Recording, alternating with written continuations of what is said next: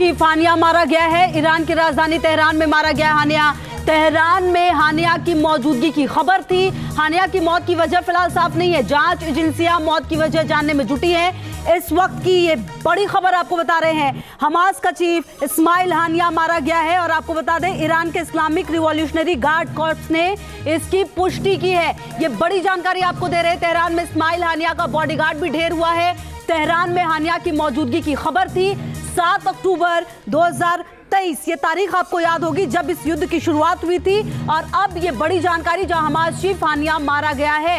ईरानी राष्ट्रपति के शपथ ग्रहण में शामिल होने गया था हानिया, जहां पर मौत हुई है। IRGC ने इस्माइल हानिया की मौत की पुष्टि की और साथ ही साथ आपको बता दें तेहरान में इस्माइल हानिया का बॉडीगार्ड भी ढेर हो गया है। तो और मधुरेंद्र हमारे सहयोगी ज्यादा जानकारी के लिए इसी खबर पर हमारे साथ। मधुरेंद्र, इजराइल ने क्या 7 अक्टूबर का बदला ले लिया है? क्या जानकारी इसके बारे में, क्या कुछ पूरी खबर?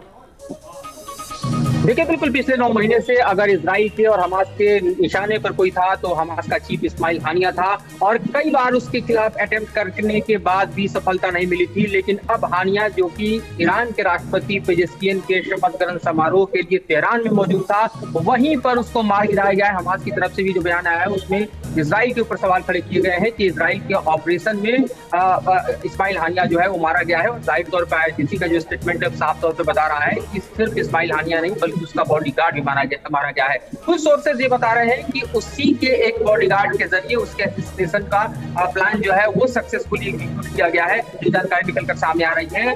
IRGC को दरअसल इसके बारे में और जानकारी देनी होगी, क्योंकि ये सारी घटना उसी की जमीन पर हुई है, तेहरान में हुई है, ईरान की राजधानी में हुई है, जहां पर ईरान के राष्ट्रपति पेजेस्कियन के शपथ ग्रहण समारोह के दौरान वहां पर हानिया मौजूद था। और जाहिर तौर पर दुनिया के तमाम अन्य देशों के भी वहां पर राष्ट्राध्यक्ष या फिर प्रतिनिधि मौजूद थे और वहां पर इस घटना को अंजाम दिया गया है। जाहिर तौर पर वो अपने सबसे सेफ जोन में था, क्योंकि हम जानते हैं कि हमास किसी और का नहीं बल्कि ईरान का ही प्रॉक्सी है। और ऐसे में ईरान की जमीन पर ही उसका मारा जाना अपने आप में कहिए तो भले ही इजराइल के लिए बड़ी सफलता है, लेकिन ईरान की राष्ट्रपति पेजेस्कियन के लिए, ईरान के सुप्रीमो के लिए ये एक बड़ा झटका है कि तेहरान में ही दरअसल हानिया की रक्षा नहीं हो पाई और वो मारा गया। बड़ा सेटबैक हमास के लिए भी है। 9 महीने से हमास के खिलाफ इजराइल का जंग गजा में जारी है और इस बीच हानिया का मारा जाना एक बड़ी सफलता जी। मधुरेंद्र, आप रहिए हमारे साथ। संजीव श्रीवास्तव जी भी जुड़े, डिफेंस एक्सपर्ट हमारे साथ।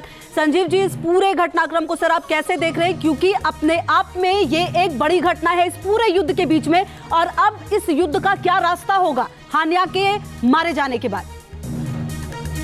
देखिए, ये जो घटनाक्रम सामने आया है ये इजराइल की आतंकवाद के विरुद्ध जो उसकी लड़ाई चल रही थी 7 अक्टूबर पिछले वर्ष के बाद, उसकी ये सबसे बड़ी सफलता है। और इस्माइल हानिया, जो कि हमास पॉलिटिकल ब्यूरो का चीफ था, हमास का प्रमुख था, वो जैसे कि रिपोर्ट्स थी कि ये कतार में रहता था, लेकिन वर्तमान समय में ये ईरान की यात्रा पर था। और जाहिर है कि ये जो हमास नामक जो आतंकी संगठन है ये ईरान का ही प्रॉक्सी है और इसका ईरान के अंदर मारा जाना जाहिर है कि ये इजराइल की एक बहुत ही बड़ी सफलता है। ये इजराइल की आतंकवाद के विरुद्ध, जैसा कि मैंने कहा कि जो इसका युद्ध चल रहा है उसका एक कल्मिनेशन पॉइंट है। इसका ये एक सबसे बड़ा इजराइल का अकम्प्लिशमेंट है और इससे हमास निसंदेह बेहद कमज़ोर होगा। हमास की वैसे अगर आप देखें तो गाजा के टेरिटरी में जहां पर हमास 2007 से शासन कर रहा था, उसको इजराइल ने लगभग जो है नस्तनाबूद कर दिया था। लेकिन इसकी जो टॉप लीडरशिप है वो चूँकि विदेशों में रहती थी, कतार में ज़्यादातर इसकी टॉप लीडरशिप का बेस था। तो ऐसे में इजराइल की जो खुफिया एजेंसी मोसाद और इजराइल का जो पूरा सुरक्षा तंत्र, ऐसे हमास के लीडरशिप जो कि विदेशों में रहते थे, छुपे हुए रहते थे, उनको वो लगातार तलाश करने की और उनको टारगेट करने की कोशिश करते थे। और ऐसे में निसंदेह ये इजराइल को एक बहुत बड़ी सफलता मिली है। इजराइल के प्रधानमंत्री बेंजामिन नेतन्याहू, जिनका कि लक्ष्य हमास को पूरी तरीके से समाप्त करने का है, उस दिशा में जैसा कि मैंने कहा कि ये इजराइल की सबसे बड़ी सफलता है। हमास जिसकी कमर गाजा में टूट चुकी है, हमास इससे पूरी तरीके से समाप्त होने की कगार पर पहुंच गया है। और इजराइल जाहिर है कि आज उसकी जो एजेंसीज हैं, मोसाद, जिसको कि धता बताते हुए, जिसको कि धोखा देते हुए हमास ने इतना बड़ा आतंकी हमला 7 अक्टूबर को किया था, इजराइल ने उसका सबसे बड़ा बदला दे लिया है कि इस्माइल हानिया का माना जाना इजराइल का जो 7 अक्टूबर को जो के विरुद्ध 7 अक्टूबर की घटना के विरुद्ध जो कार्रवाई इजराइल कर रहा था, उसकी ये सबसे बड़ी सफलता है।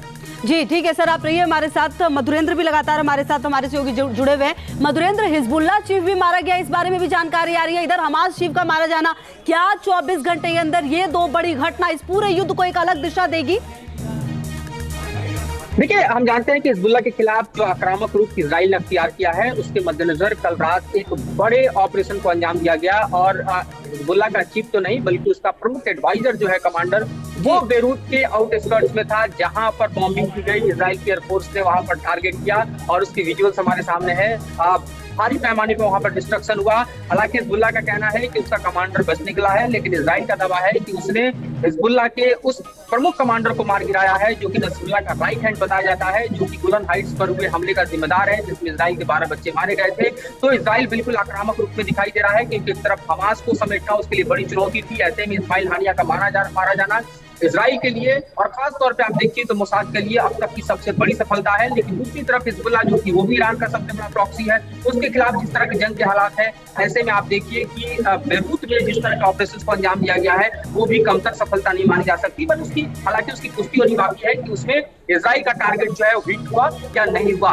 लेकिन बेरूत में जिस तरह से इजराइल ने स्ट्राइक किया है, एक और जंग का मैदान खुल चुका है लेबनान की तरफ। हम जानते हैं कि लेबनान जो है वो हिजबुल्लाह का गढ़ है और हिजबुल्लाह जो है वो हमास से कहीं ना कहीं ज्यादा ताकतवर है, क्योंकि उसके पास लाख की संख्या में ट्रेंड आर्मी है, उसके पास 1.5 लाख की संख्या में तकरीबन आप देखिए कि रॉकेट और मिसाइल सिस्टम का जखीरा है। उसके ड्रोन जो है वो इजराइल के लिए बड़े, हम कहें कि एक तरह से परेशानी का सबब बने हुए हैं, क्योंकि वो लगातार इजराइल को स्ट्राइक कर रहे हैं, इजराइल के आयरन डोम को चैलेंज कर रहे हैं। और उसके अगर हम रॉकेट की बात करें, फलक रॉकेट की बात करें, जो कि लगभग आप 11 से 12 किलोमीटर रेंज का है, उसी रॉकेट के जरिए जिस तरह से टारगेट करते हुए गोलान हाइट्स के एरिया में उसने कुर्द इलाकों में हमला किया और उसी में से एक रॉकेट जाकर गिरा उस फील्ड में, उस फुटबॉल के मैदान में, जहां 12 बच्चे मारे गए, जिसके बाद पूरा इजराइल में उबाल आ चुका है। यानी 7 अक्टूबर के बाद देखिए तो सबसे बड़े घटना को यही माना जा रहा है, जिसमें सबसे हेवी कैजुअलिटी इजराइल को उठानी पड़ी है।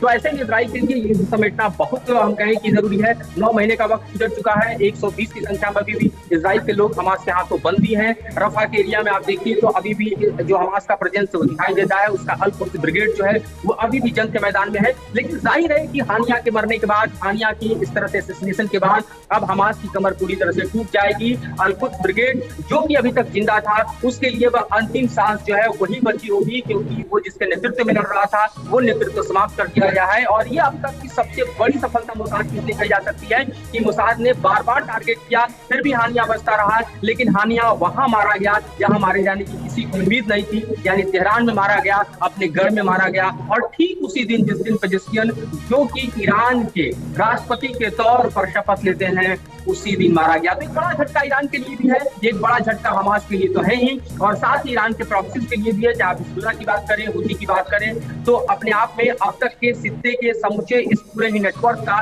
सबसे बड़ा हम देखें कि असैसिनेशन कहा जा सकता है, जो पिछले 9 महीने में हुआ है।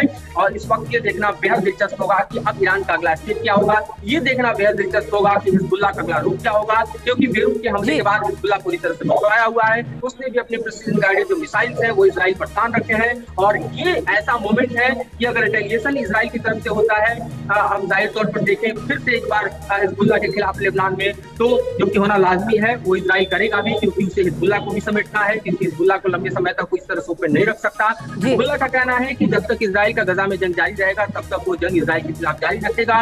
तो ये अपने आप में बेहद, हम कहें से इस वक्त चैलेंजिंग सिचुएशन में इजराइल भी दिखाई दे रहा है। लेकिन बड़ी सफलता इजराइल के अपने आप में बताने के लिए काफी है कि उसने ईरान के सबसे बड़े प्रॉक्सी में से एक हमास के चीफ को तेहरान में मार गिराया है और हिजबुल्लाह पर बमबारी के बाद इस घटना को अंजाम दिया। ठीक है मधुरेंद्र, रहिए हमारे साथ। संजीव जी, एक बड़ा सवाल ये है, जिस तरह से मधुरेंद्र भी कह रहे हैं कि अब अगला कदम ईरान का क्या हो सकता है, नजर इस पर रहेगी, क्योंकि जिस तरीके से तेहरान में मारा जाना हानिया का अपने आप में एक सबक है। हालांकि हमास की तरफ से ये कहा जा रहा है कि ये कायरतापूर्ण जो है हरकत है, लेकिन अगला कदम अब क्या हो सकता है ईरान का? देखिए, ईरान इस बारे में निसंदेह विचार करेगा कि उसको कैसे रिटेलिएट करें। लेकिन जहां तक हमास जैसा जो आतंकी संगठन है, इसकी जाहिर है कि इसके विरुद्ध इजराइल पहले से ही एक लड़ाई लड़ रहा था और हमास को इजराइल ने पहले ही भारी क्षति पहुंचा रखी है और अब उसके प्रमुख के मारे जाने के बाद हमास जी वक्त की कमी है सर, बहुत शुक्रिया आपका और मधुरेंद्र आपका भी इन तमाम जानकारियों के लिए। तो अपने आप में देखिए ये काफी बड़ी घटना हुई है और देखना अहम होगा कि आने वाले समय में इसका इफेक्ट और क्या कुछ इस युद्ध में होता है।